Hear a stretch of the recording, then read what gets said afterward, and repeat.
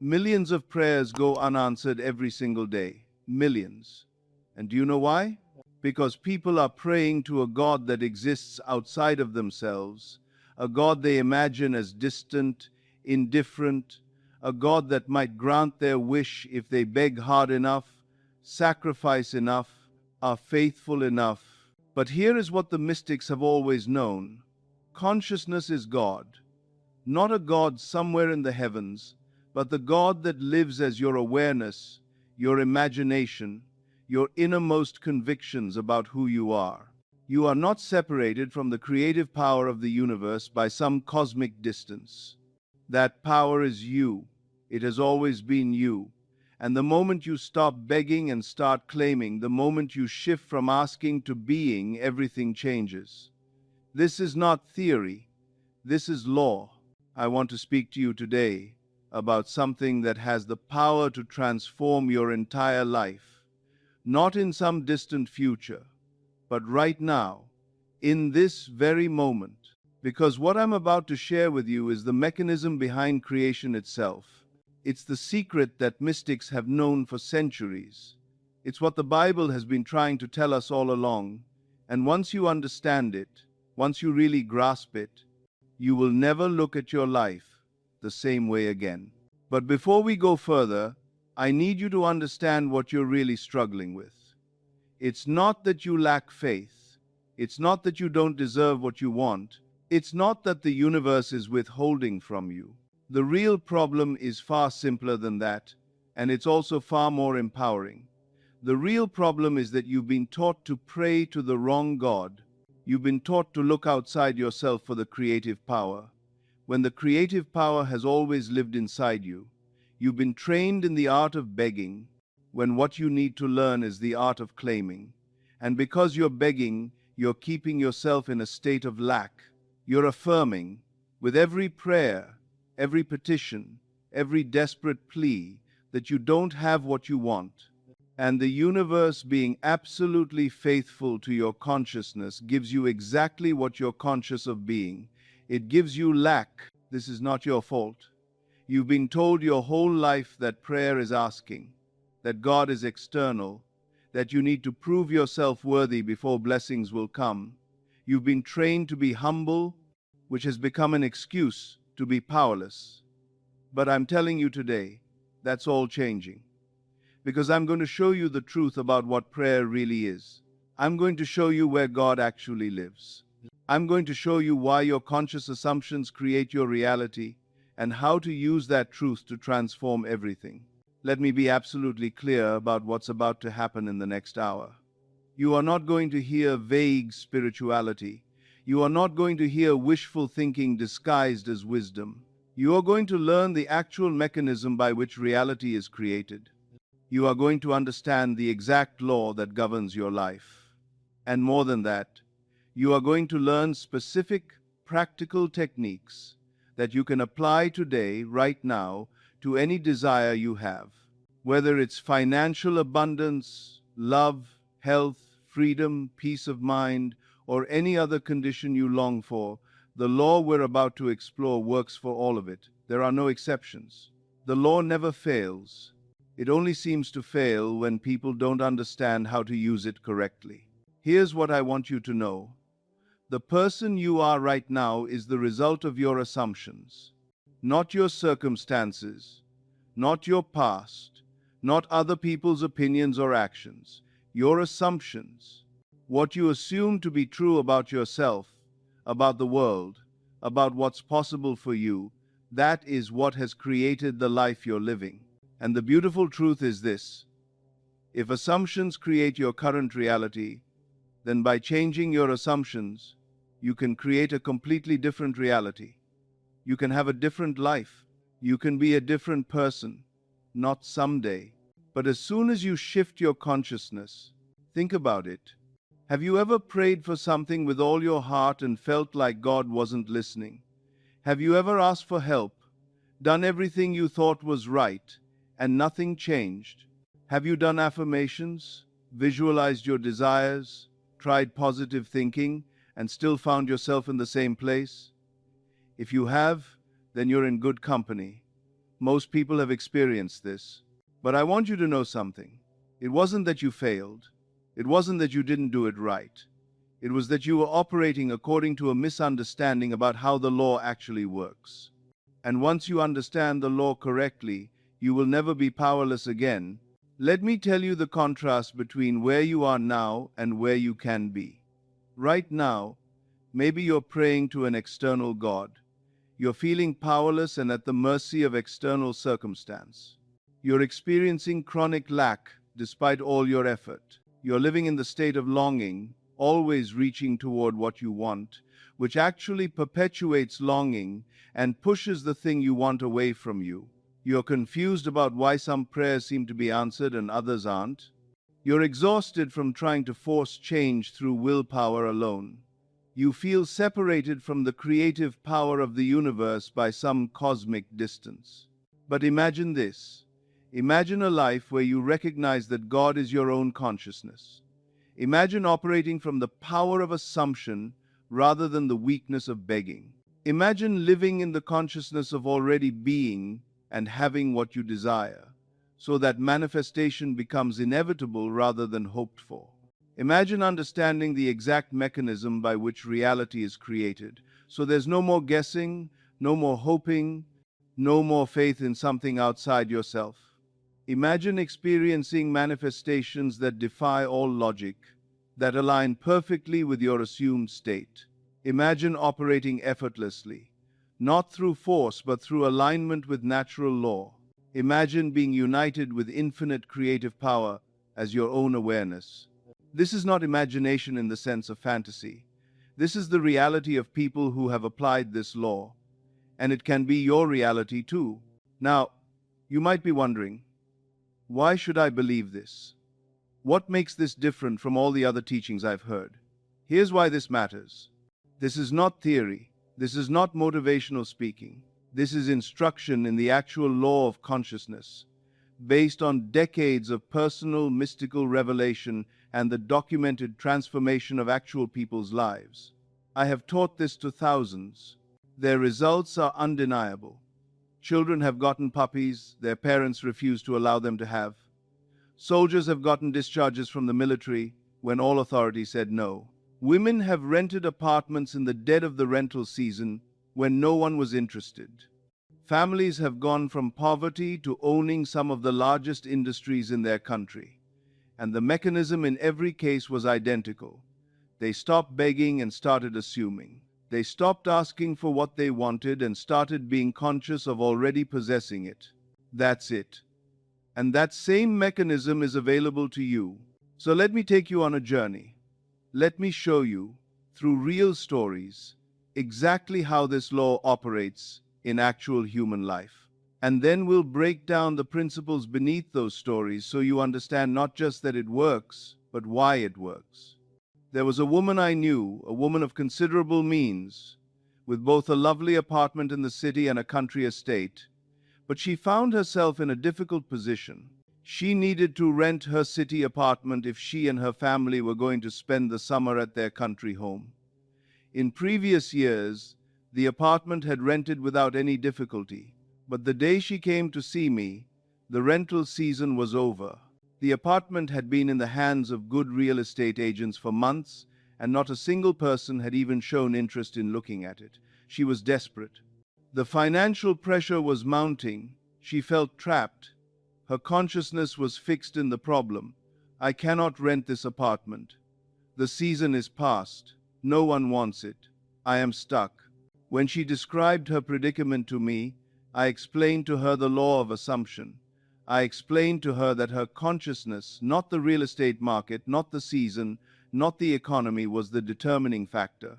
I told her, "Tonight, before you go to sleep in your city apartment, I want you to imagine something. I want you to imagine that you are lying in your bed in your country home instead. Feel the country air. Smell it.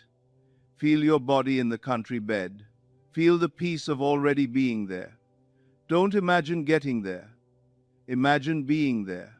Feel yourself as already having made the shift." She did this one night. She imagined herself lying in her country bed, and she made it real in her consciousness. She felt the country air. She felt the peace. She felt the shift from her city consciousness to her country consciousness. When she woke the next morning, nothing had changed externally. But something had changed internally. Her consciousness had shifted. She was now conscious of already being at her country home, already having rented her apartment, already being free of the problem. 48 hours later, she got a call.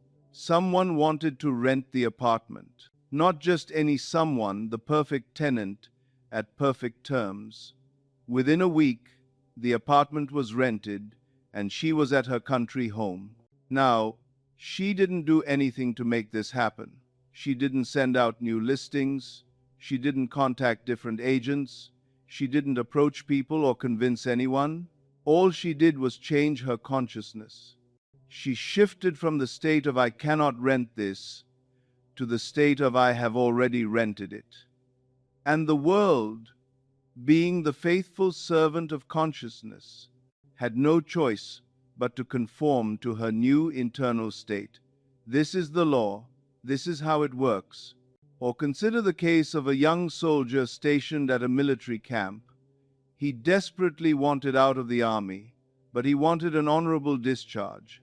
The only way was to apply for one, and the application required the approval of his commanding officer. He applied. Within 4 hours, his application came back marked disapproved. That was the final decision. Army regulations were clear. There was no appeal. He could not appeal to anyone higher.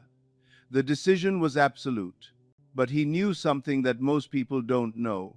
He knew that his own consciousness was the only reality that mattered. He knew that the commanding officer's decision, the army regulations, the entire external apparatus, all of it was ultimately subject to his consciousness. So that night, in the interval between getting into bed and falling asleep, he did something powerful. He imagined himself in his own bed, in his own home, no longer in the army. He didn't imagine the process of getting out. He didn't imagine filing new paperwork or appealing to higher authorities. He imagined the end state. He was already home, already free, already discharged. He felt the relief of it. He felt the reality of it.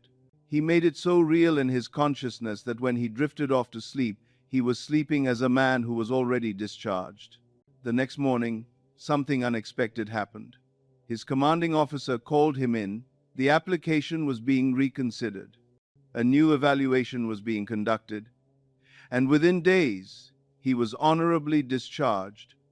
Now, why did the commanding officer change his mind? Why did the army suddenly reverse its decision? I'll tell you why. Because the soldier's consciousness had changed, and everything in his world, being the faithful reflection of his consciousness, had to change in response. The commanding officer was not the originating cause. The soldier's consciousness was. The officer was simply the instrument through which the soldier's consciousness expressed itself. This is what people don't understand about the world. Everyone in your life is you pushed out. The people around you are not independent agents making decisions about you. They are reflecting your assumptions about yourself back to you. Change your assumption, and they must change. This is not mystical theory. This is observable law. I remember a boy, 9 years old, who was visiting his grandmother in New York. She brought him to one of my lectures so she could understand the teaching better. He sat quietly while I explained the law of assumption. I told the story of the soldier and how he imagined himself into the state of being discharged. The boy was listening. When the lecture ended and they were leaving, he looked up at me with incredible excitement and said, "I know what I want and now I know how to get it." I asked him what he wanted. He said, "I want a puppy." His grandmother vigorously protested. She said, "Absolutely not. We've told him 1,000 times. His parents won't allow it. His father hates dogs. He actually despises having dogs around. The boy is too young to care for a dog properly. There is no way he's getting a dog." But the boy had heard the teaching. He understood something that adults often miss. The external circumstances don't matter. What matters is consciousness. Every night, as he was falling asleep, he did what I had described. He imagined himself walking with a dog. He felt the leash in his hand. He felt the dog beside him. He made it real in his imagination. He assumed the consciousness of being a boy with a dog. He didn't ask for permission. He didn't beg his parents. He didn't try to convince his father. He simply assumed the state, night after night. 6 weeks later, his grandmother called me with an astonishing story. The family had received a collie, not given as a gift by his parents, not purchased or adopted in any normal way. It simply appeared in their lives as an inevitable consequence of the boy's assumption. The father's resistance melted. The objections fell away. The circumstances bent to accommodate the boy's consciousness. Why? Because the law is absolute. The boy had assumed a state, and the universe had no choice but to conform to that state. Now, you might think, well, these are nice stories, but these are exceptional cases. This wouldn't work for my situation. But let me tell you about another woman who came to see me. She was a costume designer working with a prominent theatrical producer. She was deeply frustrated with this man. She believed he was unjustly critical of her work.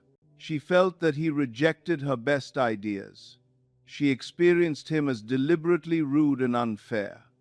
She was convinced that he was a difficult man, incapable of appreciating her talent. When she described this situation to me, I asked her a simple question. Who is creating the experience you're having with this man? She said, he is. He's treating me poorly. And I said, no, you are. You are creating the experience through your consciousness of him. I explained to her that this producer was not the source of his behavior toward her. She was. Her assumption about him was the creative force. Every mental conversation she had with him, every time she rehearsed his criticisms, every time she complained about his rudeness, every time she built a case against him, in her mind she was praying. She was planting seeds in her own consciousness, and those seeds were growing into the very experience she was complaining about. I gave her an assignment. I said, I want you to change your inner conversation with this man. I want you to imagine conversations with him where he approves of your work. Imagine him respecting you. Imagine him treating you with kindness and fairness. Make it real in your imagination. That is your new prayer. She did this. She changed her assumption about him. She stopped the critical inner conversations and replaced them with imagined conversations of respect and appreciation. Within weeks, something remarkable happened. His behavior toward her changed completely. He began approving of her work. He treated her with respect. He was kind and fair. Now, what actually changed? Did this man suddenly become a different person? No. What changed was her consciousness of him. And because he is a reflection of her consciousness, because everyone is you pushed out when she changed her consciousness, he had to change in response. This is not magic. This is law. I want to tell you one more story, because this one demonstrates the law operating in the most extraordinary way. A young man had a family business, and he dreamed of expansion. There was no capital. There were no connections. There was no apparent path forward. All the doors seemed closed. But this young man understood something powerful. He understood that the end already exists in imagination. He understood that what he needed to do was not figure out how to get to that end. What he needed to do was place himself mentally in the state of already being at that end. So he began to do something every day. He imagined a great building with his family's name above the entrance. He saw it vividly. He felt the pride of it. He made it real in his imagination. He didn't imagine getting to that point. He imagined being there, already having achieved it. He assumed the consciousness of a man who already owned and operated a thriving, expanded business in a magnificent building. He did nothing else. He didn't approach banks. He didn't plead for capital. He simply assumed the state and went about his day. Then something unexpected happened. A stranger appeared. This man had been watching the young entrepreneur for some time. He admired his ability. He believed in his integrity. And he offered capital on favorable terms. Not because he was a philanthropist or looking for charity, but because this investment opportunity had aligned perfectly with his own interests and the young man's energetic state. The young man had assumed the consciousness of someone worthy of investment, worthy of respect, capable of building something great. And the universe, in the form of this stranger, had provided exactly what his consciousness had assumed. Today, this family doesn't just own that one business. They own some of the largest industries in their country. All because one man assumed a state of consciousness and the entire world bent to accommodate it. All because he understood that creation is already finished. What we desire already exists. Our job is not to create it. Our job is to place ourselves mentally in the possession of it, to assume the consciousness of already having it, and the invisible becomes visible, the unseen becomes seen. Now you've witnessed the law operating in real lives. You've seen it work across different circumstances, with different people, different ages, different challenges. Some faced external opposition, some faced internal doubt, some faced complete impossibility by all external logic. Yet the mechanism was always the same. Someone shifted from the state of longing to the state of already being. Someone changed their assumption. Someone became conscious of already possessing rather than conscious of lacking. And the world conformed. This is not luck. This is not chance. This is not grace falling on some people and not others. This is law, immutable law. And the law works the same way for everyone.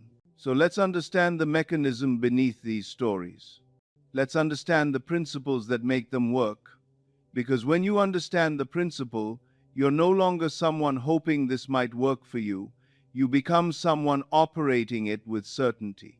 The first principle, and the most fundamental, is this: consciousness is God. Not consciousness contains God. Not consciousness is connected to God or influenced by God. Consciousness is God. The awareness of being that you possess right now, that is the only God there is. That is the only creative power in the universe. I want you to really let this sink in, because this changes everything. The Bible has been trying to tell us this all along. I am hath sent me unto you. Not my Father sent me. Not God the Father sent me. I am hath sent me. The I am, the awareness of being, the consciousness of existing, this is God. The Bible says, be still and know that I am God.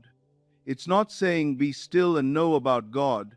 It's saying be still and know that the I am, your awareness of being, is God. I am the way, the truth, the life.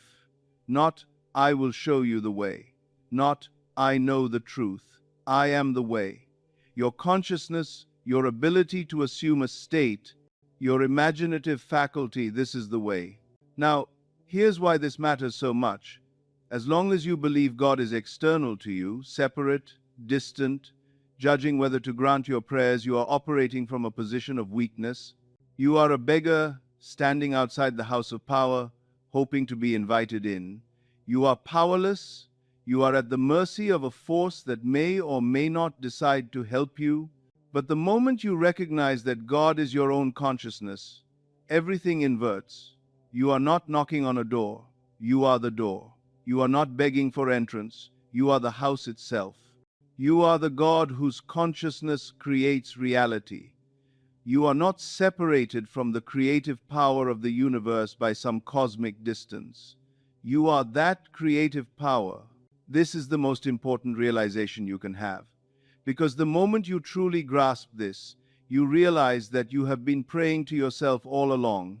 Every prayer has been an interaction with your own consciousness. Every request has been a conversation with yourself. And if that's true, then what matters is not how eloquent your prayer is, not how sincere you are, not how worthy you try to prove yourself. What matters is this: what consciousness are you in? What are you assuming about yourself? Because your consciousness determines everything. Your concept of yourself determines the world you experience. If your consciousness is convinced of poverty, abundance is impossible. Not because the universe withholds from you, but because poverty consciousness cannot create abundance. It can only create more poverty. If your consciousness is convinced of loneliness, love cannot manifest. Not because love doesn't exist, but because the consciousness of loneliness repels love. It can only create more loneliness. If your consciousness is convinced of unworthiness, success cannot come, not because you don't deserve it, but because unworthiness consciousness cannot create the circumstances of worthiness. It can only create more situations that confirm your unworthiness. This is why begging is so futile. When you beg, you are affirming a consciousness of lack. You are saying, through your supplication, I don't have this thing. I need something outside of myself to give it to me. I am not enough to have it on my own. And the universe, being absolutely faithful to your consciousness, must give you lack. It must give you the experience of not having, because that's what you're conscious of being. But what if you did something different? What if, instead of begging, you assumed the consciousness of already possessing? What if you shifted your internal state from I don't have to I already am? What if you made that shift the central practice of your life? Here's what I want you to understand about how this law actually works. There is a principle called the law of reversibility. It's mathematical, it's precise, and it explains exactly why assumption is creative. The law states this: all transformations of force are reversible. If the fulfillment of a desire produces a certain feeling in you, then assuming that feeling must produce the fulfillment of the desire. Think about this carefully. If you received the thing you desired most right now, if you got it instantly, how would you feel? If you desired financial security, you would feel peaceful. You would feel abundant. You would feel free from worry. If you desired love, you would feel cherished. You would feel at ease. You would feel joyful. If you desired health, you would feel vital. You would feel energized. You would feel grateful. Now, the law says something astonishing. It says that if you can create that feeling right now, if you can make yourself feel as though you already have the thing desired, then you have already created the condition for its manifestation. The feeling precedes the manifestation. The internal state creates the external condition. This is the inversion of how most people approach life. Most people wait for the external condition to change before they allow themselves to feel fulfilled. When I have the money, then I'll feel secure. When I meet the person, then I'll feel loved. When I get the diagnosis, then I'll feel healthy. But the law operates the opposite way. The feeling is the cause. The manifestation is the effect. You must feel fulfilled now in order for fulfillment to manifest. This is why begging violates the law. When you beg, you feel the opposite of the fulfilled state. You feel wanting, you feel needy, you feel inferior, you feel powerless. You are not assuming the consciousness of the thing desired. You are assuming the consciousness of its absence. And the law cannot reverse that. If begging produces the feeling of lack, then persistent begging produces persistent lack. Let me make this absolutely clear, because this is the turning point for most people. The future doesn't create the present feeling. The present feeling creates the future. You cannot wait until you have the thing desired in order to feel fulfilled. You must assume the feeling of fulfillment now, and the thing must follow. This is the profound implication of the law of reversibility. It means that causality flows from the invisible world of imagination to the visible world of circumstance, not the other way around. The feeling is the cause. The manifestation is the effect. And if you want to reverse your circumstances, if you want to go from lack to abundance, from loneliness to love, from sickness to health, you must first reverse your internal feeling. You must assume the feeling of already being in that state. Now, let me help you understand the difference between two ways of praying. These are different consciousnesses, and they produce different results. One produces perpetual longing, the other produces inevitable manifestation. The begging consciousness operates like this. You recognize a lack. You say, I don't have what I want. You believe the source is external. You believe God has it, and you must convince Him to give it to you. So you pray with supplication. You beg, you plead. You say, please, please, please. You try to prove yourself worthy. You come from a place of weakness. You feel separate from what you want. You feel far from it. And that feeling, that sense of separation, of lack, of distance, is what you're conscious of. So that's what must manifest. Perpetual longing, because the feeling you've assumed is the feeling of not having. The assumption consciousness operates differently. You recognize a desire. You ask yourself, what if I already have this? What if I already am this? You believe the source is internal. You believe you are the creative power. You use affirmation. You feel yourself to be already in possession. You feel yourself to be already being what you desire. You come from a place of power. You feel united with what you want. You feel already having it. And that feeling, that sense of already being, of possession, of certainty, is what you're conscious of. So that's what must manifest. Inevitable fulfillment, because the feeling you've assumed is the feeling of already having. The critical distinction is this. Begging asks a question. Will you give this to me? Assumption makes a statement. I already am this. One comes from the state of lack and perpetuates it. The other comes from the state of already being and perpetuates that instead. Here's the test. Notice right now, in your own consciousness where you are. Are your prayers supplications, or are they claims? Are you saying, please give me what I desire, or are you saying, I already am what I desire? Notice the feeling each produces. The begging prayer leaves you feeling unheard, powerless, waiting. The assumption prayer leaves you feeling at peace, fulfilled, certain.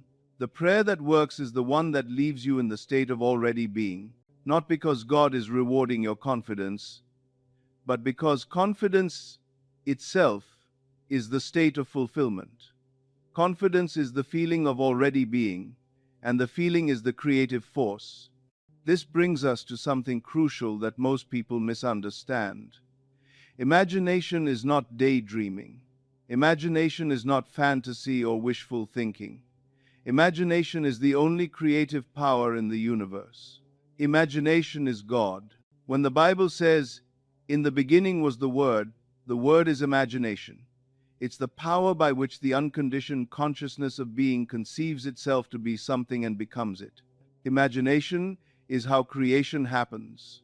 Everything that exists began as an image in consciousness before anything manifested in the external world.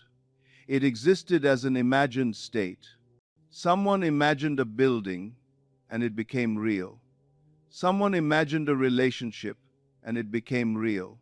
Someone imagined being healthy, and the body conformed.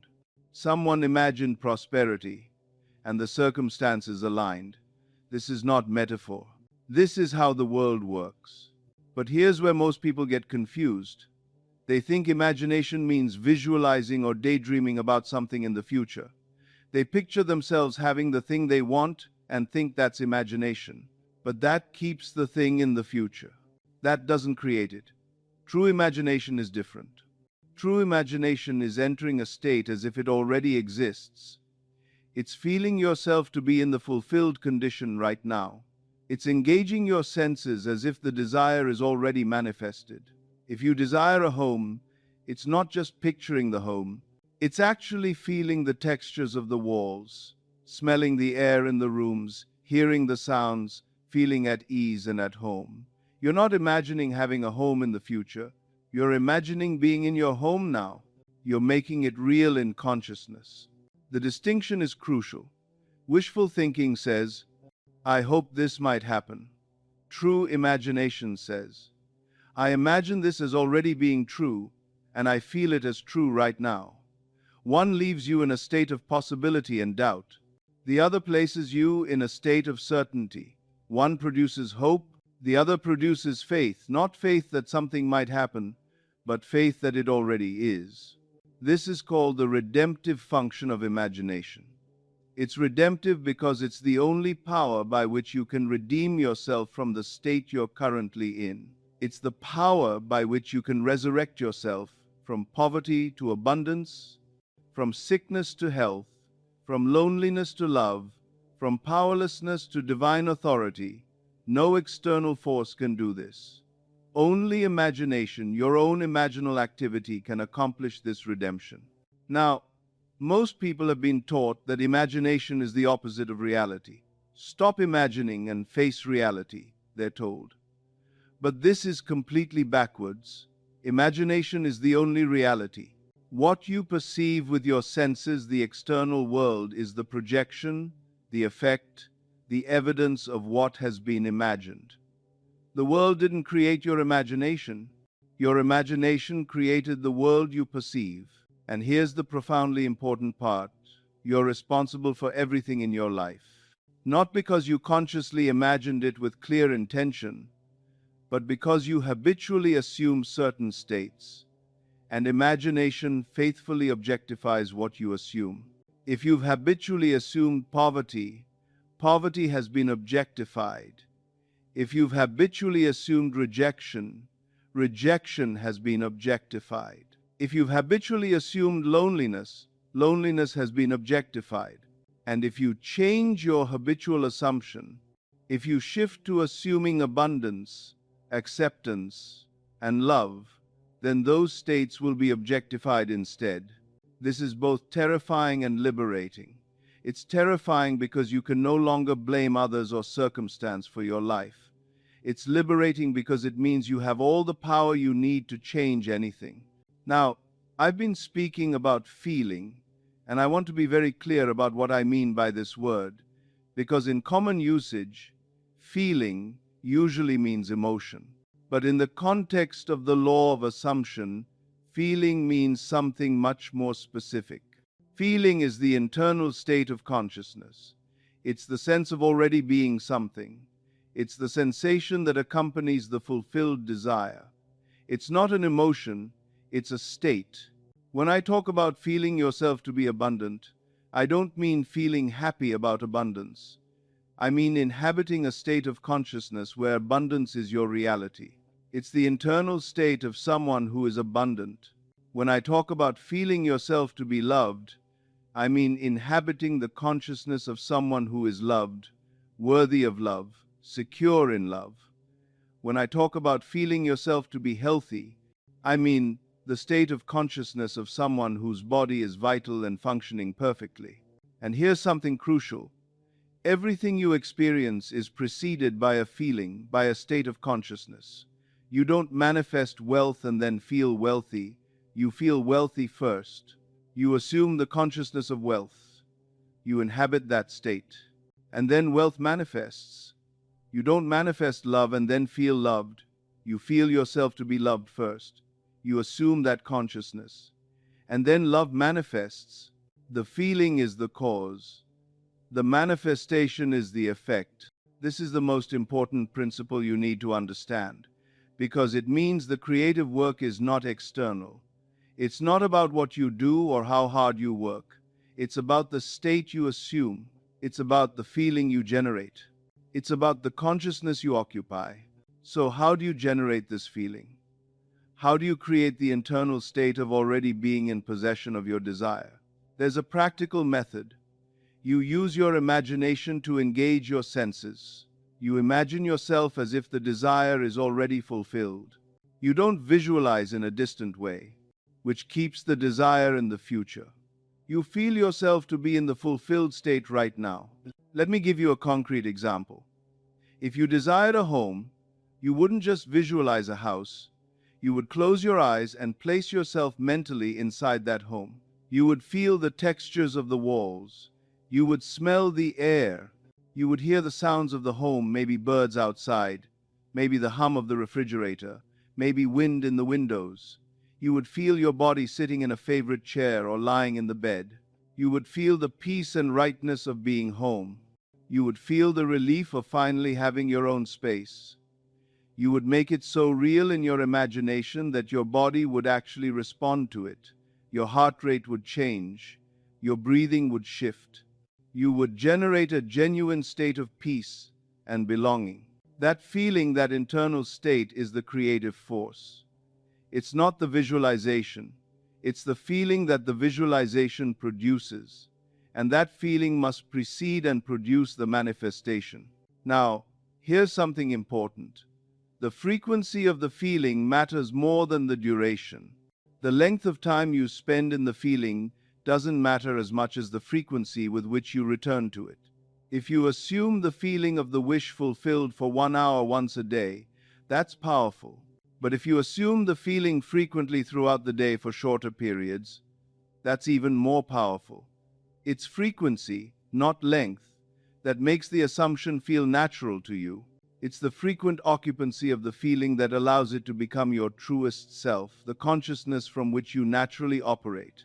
And here's what happens when you persist in this practice.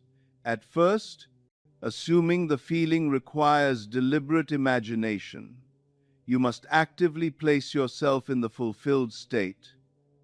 But as you persist, something shifts. The feeling becomes your default. You begin to naturally think from the assumption rather than about it. This is the moment the assumption becomes effective. This is when manifestation accelerates. You're no longer working to maintain the state. You're naturally being it. But before we talk about the practices, I want to address something that's critical to understand. There's a subtle but profound difference between thinking about your desire and thinking from your desire. Most people think about their desires. They daydream about them. They imagine having them. But they do this from the perspective of someone who doesn't have them yet. They think, I want a home. I wish I could afford it. How wonderful it would be if I had it. This keeps them in the state of longing. The feeling generated is lack, and that's what manifests. Perpetual lack. But there's a different way. It's thinking from your desire instead of about it. You imagine yourself as already being in the desired state, and you think from that state. You don't think about being wealthy. You think from the consciousness of wealth. You don't think about being loved. You think from the state of already being loved. You don't imagine having a home. You imagine yourself as already living in it, and you think from that reality. The difference in consciousness is profound. When you think about your desire, your consciousness remains in the state of longing. When you think from your desire, your consciousness has shifted to the state of already being. This shift is everything. It is the difference between begging and claiming. Let me give you a practical way to recognize this in your own experience. Throughout your day, notice, are you thinking about what you want, or are you thinking from the state of already having it?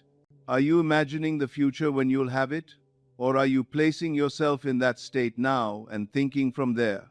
This awareness alone begins to shift your habitual consciousness. The moment you notice yourself thinking about your desire, you can pause and shift to thinking from it. You can place yourself mentally in the state and think from there instead. This is the original instruction in the Bible. Think on these things, not think about these things, but think on them. Think from the state described. Occupy it mentally. From that state, think. This is how consciousness was always meant to be operated. Now, here's the inviolable principle that explains all circumstance. Consciousness determines everything. Consciousness objectifies itself. What you are conscious of being, you must become. What you are conscious of possessing, you must possess. What you assume to be true about yourself, the world must confirm. This is not symbolic, this is law. Here's how it works. Your assumptions about yourself are broadcast to the world through your consciousness. The world doesn't argue with your assumptions. The world conforms to them. If you're conscious of being unworthy, The world shows you unworthiness. People treat you accordingly, opportunities bypass you, your life confirms your assumption. If you're conscious of being worthy, the world shows you worthiness. People respect you.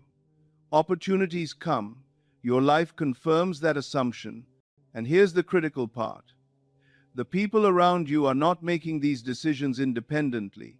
They're reflecting your assumption about yourself back to you. This is what is meant when I say, everyone is you pushed out. If you're conscious of being loved, people love you. If you're conscious of being used, people use you. If you're conscious of being respected, people respect you. If you're conscious of being dismissed, people dismiss you. They are not originating these responses. They're reflecting the consciousness you're broadcasting. This is why other people in your world are so important for understanding your consciousness. They are your mirrors. If someone is treating you poorly, they're not the problem. Your consciousness is the problem. Your assumption about yourself as someone who deserves poor treatment is the problem. Change that assumption, and the person must change in response. You don't need to convince them or argue with them or try to change them. You simply change your consciousness, and they will reflect the new consciousness. Since consciousness determines everything, changing circumstances is simple in principle, though it requires persistence in practice. You change your assumption of yourself. You change what you're conscious of being. The circumstances must change in response. You don't have to force them to change. You don't have to manipulate them. You don't have to convince anyone. You simply change your consciousness, and the circumstances, without any effort on your part beyond the initial assumption, must conform. There's no middleman between your consciousness and its objectification. There's no delay where your circumstances are being decided by some force other than your own assumptions. This is why begging to an external God is futile. You're not asking for something outside your own creative power. You're already creating everything by virtue of what you're conscious of being. Now I want to talk about something that most people get wrong about time. There's only one moment that you can actually control, and that's the present moment. You cannot go back and change the past. You cannot go into the future to control the future. You can only control now. And here's the astonishing truth. If you can control the consciousness you assume now, you can determine everything that follows. Most people live in the future. They imagine what they want, but they place it in a distant someday. Someday I'll be wealthy, someday I'll be loved, someday I'll be free. But someday never comes because you're always in the present moment. And if your present moment is consciousness of lack, then the future, when it arrives, will also be consciousness of lack. The future becomes present through becoming present now. This is what I mean by living in the end, not the beginning. Most people begin by focusing on the desire and trying to figure out how to attain it. This keeps them in the beginning, in lack. Instead, you live in the end. You place yourself mentally in the state as if it's already fulfilled. You don't ask, how will I get there? You don't try to figure out the path. You be there in consciousness now and let the path reveal itself. It seems impossible to be in a state you don't currently occupy. How can you feel yourself to be wealthy when your bank account is empty? How can you feel yourself to be in love when you're alone? How can you feel yourself to be healthy when you have symptoms? But the answer is imagination. Imagination is the bridge. You use imagination to enter the state, to occupy it in consciousness, to feel it as real. And that occupancy, that feeling, is what creates the manifestation. The external condition follows. Here's what I want you to do right now. Take whatever you desire most. Close your eyes for a moment. Place yourself mentally in the state as if it's already fulfilled. Feel it. Make it real in your consciousness. Don't analyze whether you're doing it right. Don't worry about whether it will work. Just do it. Feel yourself to be in that state. This moment, this now is when you're creating. Not the future, now. Now let me address something that's caused confusion in many people's minds. Why has prayer failed for so many? What's the misconception that's made prayer powerless? Most people pray by asking. They enumerate their desires to God as if God is a being who has the power to grant or withhold. Please give me. I ask that you. I pray for. This is supplication. This is begging. And it's based on a fundamental misunderstanding of what prayer actually is. Prayer is not asking for something you don't have. Prayer is the assumption of the consciousness that already has it. Prayer is recognizing yourself to be that which you desire to be, rather than begging God for that which you desire. Prayer is not a petition. Prayer is a recognition. Prayer is not future-focused. Prayer is present-focused. I am grateful that I already am this, not please make me this someday. When you pray in supplication, you're affirming lack. You're saying, through your prayer, I don't have this, and I need something outside of myself to give it to me. That assumption is what you're conscious of. That consciousness objectifies itself, so lack is what must follow. Your begging prayer has guaranteed the very thing you're trying to escape. But what if you prayed differently? What if your prayer was a prayer of thanksgiving? What if you said, I am grateful for this, as if it's already true? What if you said, I give thanks for already being this? That prayer comes from the consciousness of already having. It affirms possession, not lack. It affirms already being, not future hoping. And that state of consciousness must create the manifestation. Here's how you test whether your prayer is working. Notice how you feel after you pray. If you feel at peace, fulfilled, already satisfied, you have prayed correctly. If you feel anxious, waiting, hoping, you have prayed incorrectly. The feeling is the indication of your consciousness. Your consciousness is what creates.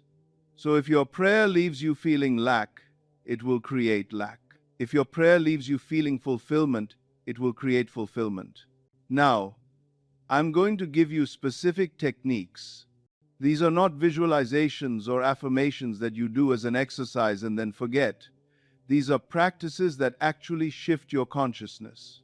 They're tools for entering and maintaining the state of the wish fulfilled, and they work, every one of them. The first technique is what I call the sensory assumption technique. Your desired state exists in the external world only after it exists as a living, felt reality in your imagination. To make it felt, you must engage all your senses. Here's how you do it. First, define your desire clearly. Not, I want to be happy, but something specific. I am living in my dream home. I am in a loving relationship. I am doing work that fulfills me. Be specific, then close your eyes and imagine the scene. But here's the key. You're not observing the scene from outside. You're experiencing it from inside. You're already there. You're already in it. Now engage all your senses. What do you see? Describe the environment in detail. The colors, the light, the space around you. What do you feel? The textures, the temperatures, the physical sensations. What do you hear? The sounds of this fulfilled state. What do you smell? The aromas present in this state. What do you taste? If relevant, what's the flavor of fulfillment in your mouth? Then generate the emotional tone. What's the feeling that accompanies this state?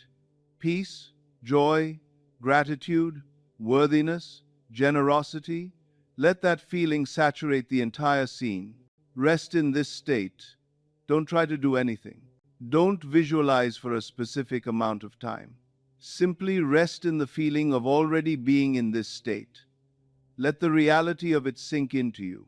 When you're ready, open your eyes. Don't analyze whether it worked. Don't doubt. Simply rest in the assumption that it has. You've done the inner work, that's enough. Do this before sleep, when your subconscious is most receptive. Do this upon waking. Do this whenever you remember throughout the day. Do this before important events or interactions. The more frequently you engage in this practice, the more your consciousness shifts. The second technique is what I call the affirmation from the wish fulfilled. Words have power only when they come from the state you're affirming. A poor person saying, "I am wealthy," while feeling poor is a lie. But a person who has shifted to the consciousness of being wealthy, saying, "I am wealthy," is a truth. It's the affirmation of an assumption already made. Here's how it works. First, shift your consciousness using the sensory assumption technique or by simply placing yourself mentally in the fulfilled state. Shift to the consciousness of already having your desire. Then, from that state, from within the assumption, speak or think your affirmation. I am wealthy, I am loved, I am healthy, I am free, I am grateful for my home, I am grateful for my relationship. I already have what I desire. Feel the truth of the words. These are not aspirational words. These are descriptive words. You're not trying to become what you say. You're describing what you already assume yourself to be. Repeat these affirmations throughout the day, especially when doubt arises, especially when you encounter evidence to the contrary. Return to this affirmation from the state of assumption, not as a desperate attempt to convince yourself, but as a confirmation of the state you're already in. Some powerful affirmations are, I am whatever state you desire. I am grateful for speak as if already manifest. I already am, affirm the present state. It is done. I already am, thy will is done. I am whatever you desire. When the affirmation comes from the assumption, it's a confirmation of your state, not a wishful hoping for a future state. This confirmation strengthens the assumption. It anchors you in the consciousness of already being. The third technique is something I call the inner conversation technique. You're constantly having conversations in your mind with others, about them, with them, arguing with them. These inner conversations are prayers. They're planting seeds in your consciousness and in the consciousness of the other person. And most inner conversations are destructive because they come from the state of lack, criticism, or complaint. But you can use this same power constructively. Identify a relationship you want to transform. Who in your life needs to shift? A parent, a lover, a friend, a colleague, an authority figure? Now recognize your current inner conversation. What do you habitually think about this person? What criticisms do you rehearse? What arguments do you imagine? What frustrations do you go over and over? This is your current prayer. This is what you're creating. Now create a new inner conversation.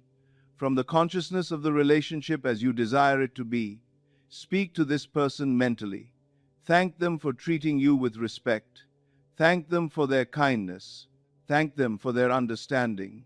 Thank them for their support. Acknowledge their good qualities. Have a conversation from the perspective of the relationship already being as you desire. Make it felt. Don't just think the words. Feel yourself in conversation with this transformed person. Feel the ease. Feel the appreciation. Feel the mutual respect. Make it vivid and real. Then release the conversation. Don't keep analyzing whether it's working. You have prayed. You have spoken from the desired state. Now let it work. Trust the law. The other person is not actually separate from you.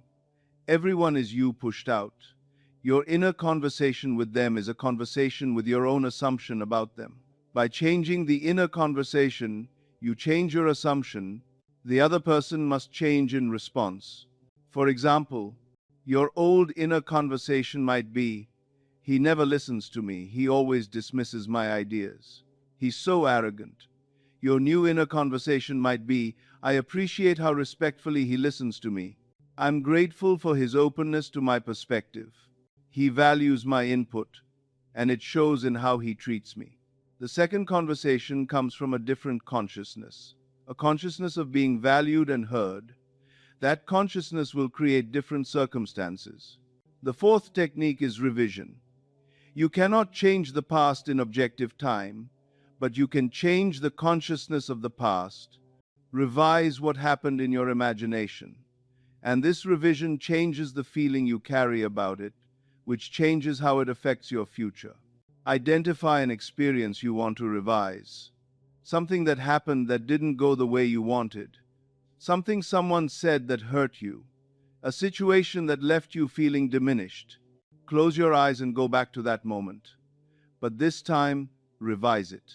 See it happening as you wish it had happened. Feel the person treating you with respect. Hear them speaking words that affirm you. Experience the outcome you desired. Feel the revised version as true. Don't think of it as fantasy. Think of it as the truth of what that moment was, the truth beneath the surface event. Accept the revision. Open your eyes. Know that you have revised the past. It is done. The consciousness you now carry about that event has shifted from diminishment to affirmation. The past only affects you through the consciousness you carry about it. If you carry the memory of being dismissed, disrespected, or hurt, that consciousness will recreate similar experiences in your future. By revising the memory, by changing the consciousness you carry about the past event, you change how that past affects your future. This is not denying what happened externally. This is changing the internal psychological truth of the event. The past cannot be changed objectively, but your consciousness of the past can be changed. Your consciousness is what creates your future. The fifth technique is the gratitude prayer, and it's the highest form of prayer. To give thanks for something is to acknowledge that you already possess it. Gratitude is the feeling of the wish fulfilled. It's the consciousness from which manifestation springs. Identify what you desire. Be clear about it. Then speak gratitude in the present tense. I am grateful that I am now. I give thanks for already being. I am thankful for my. Feel the gratitude. Gratitude is not a thought. It's a state of feeling. It's the warmth in the chest. It's the ease in the heart. It's the sense of already having. Generate that feeling. Generalize the gratitude. Let it expand beyond the specific desire. Feel grateful for life itself, for consciousness itself, for the power to create. Let the state of gratitude become your dominant consciousness. Live from gratitude. Throughout your day, come back to gratitude. Not gratitude that something might happen, but gratitude that it already is. When you give thanks, you're assuming the consciousness of already possessing. When you assume the consciousness of already possessing, you're in the state of fulfillment. When you're in the state of fulfillment, manifestation is inevitable. Gratitude is not a request. Gratitude is a claim. It's the claim of someone who already has. The sixth technique is the morning assumption ritual. The first moments after you wake are the most powerful for setting your consciousness for the day. Your subconscious is still receptive. Your mind is not yet filled with the day's distractions. Before you get out of bed, lie still for a moment. Don't check your phone. Don't engage with the external world yet. Bring to mind the specific thing you're assuming into being. See it, feel it, occupy it mentally. Spend 1 to 3 minutes in the assumption. Use the sensory assumption technique. Feel yourself already in the fulfilled state. Don't rush. Let the feeling saturate you. Then get up from that state. Rise from bed, conscious of already being what you desire. Don't do this as a visualization exercise and then forget it. Actually shift your consciousness before you get up.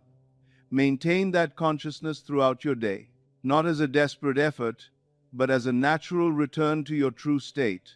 The consciousness with which you begin the day sets the tone for all that follows.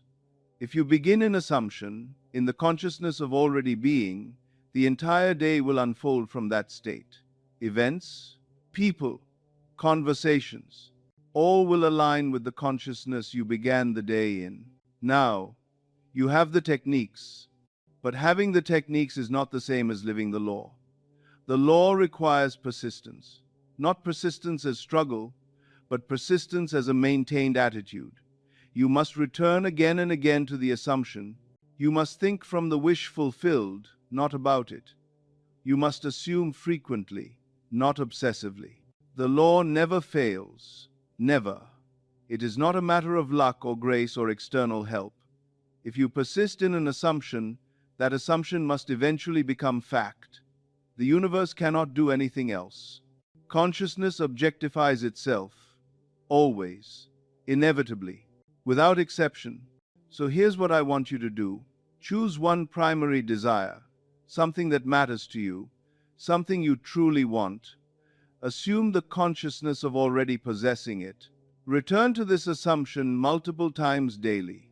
Feel the assumption as true, not as hope. Persist even when external circumstances suggest otherwise. Within days or weeks, you will notice the shift beginning. Within months, you will see manifestation that defies explanation by any logic other than the law of assumption. As we come to the end of this teaching, I want to speak directly to you, not to a crowd, to you, the one listening now. Everything you've heard today is not new information.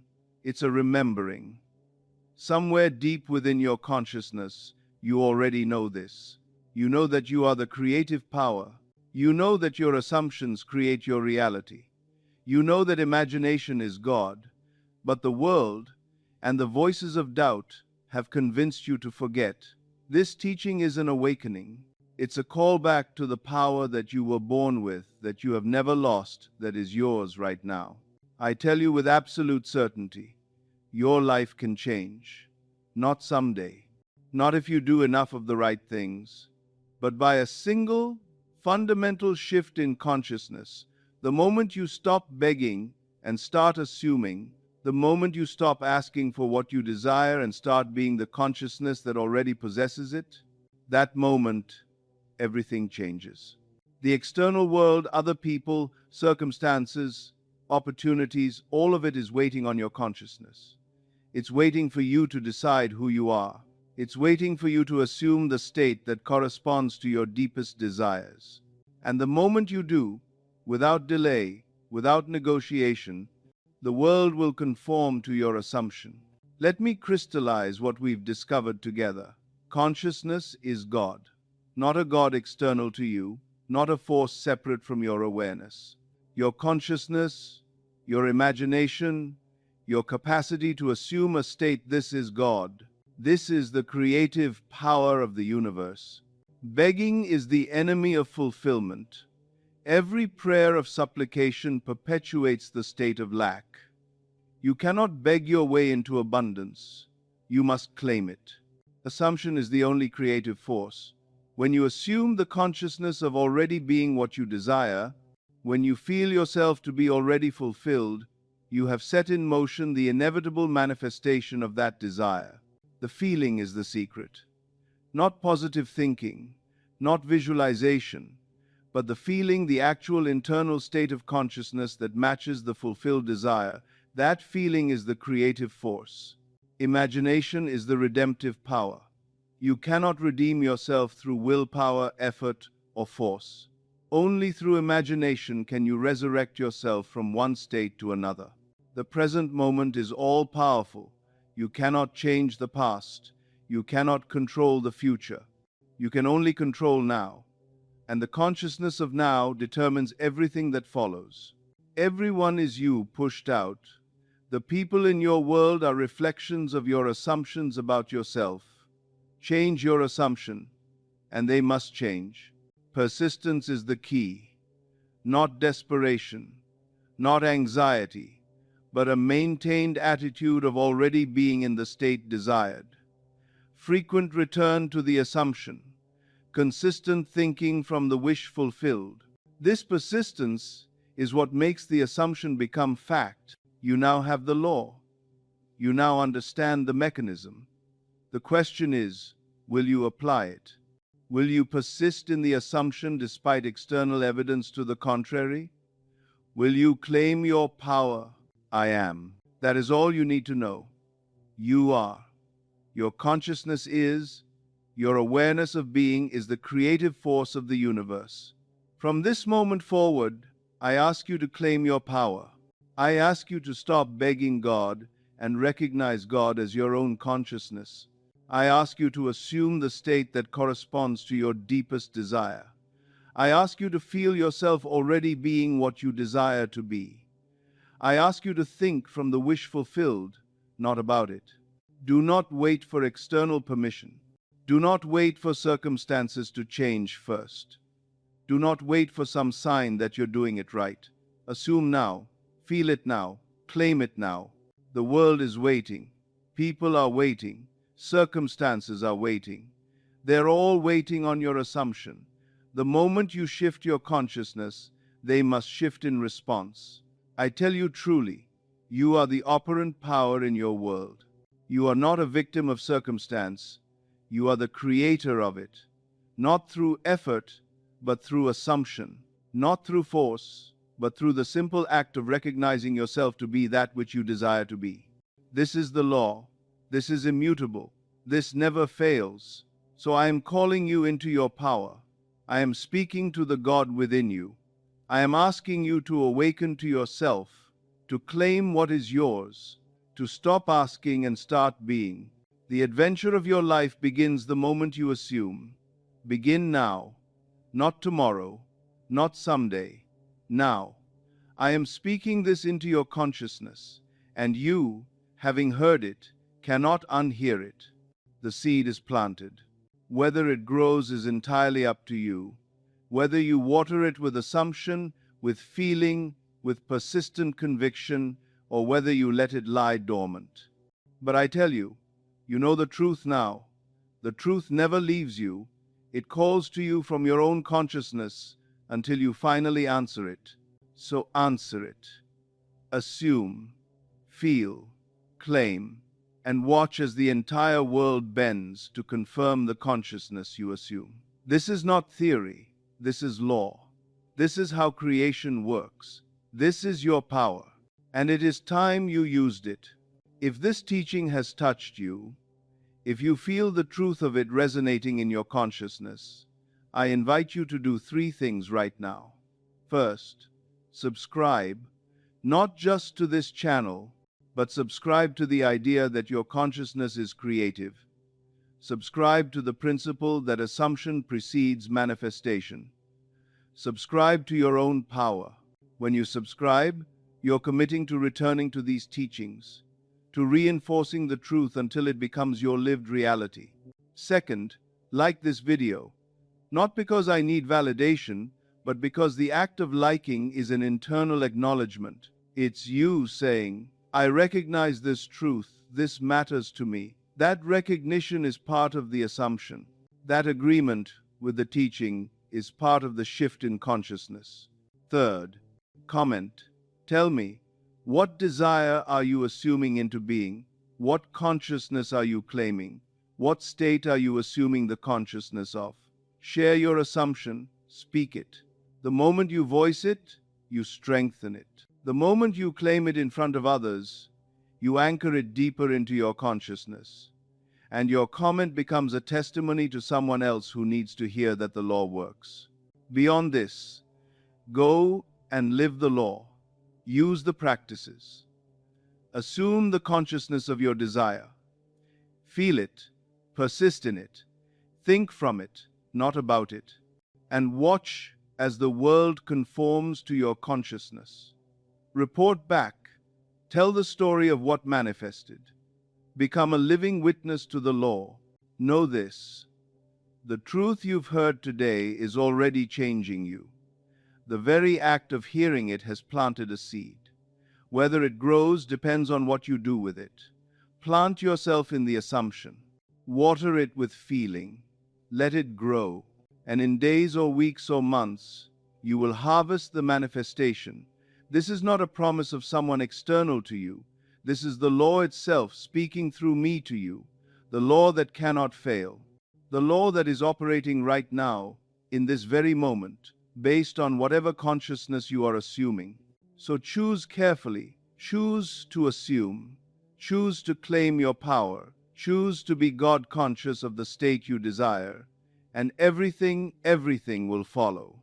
Go now, not as a hearer only, but as a doer of the word, not as someone who knows the law, but as someone who lives it. Not as someone who believes it might work, but as someone who knows with certainty that it must work. You are the creative power. You are God. You are I am. And the world is waiting for you to assume it. I am grateful that you already are.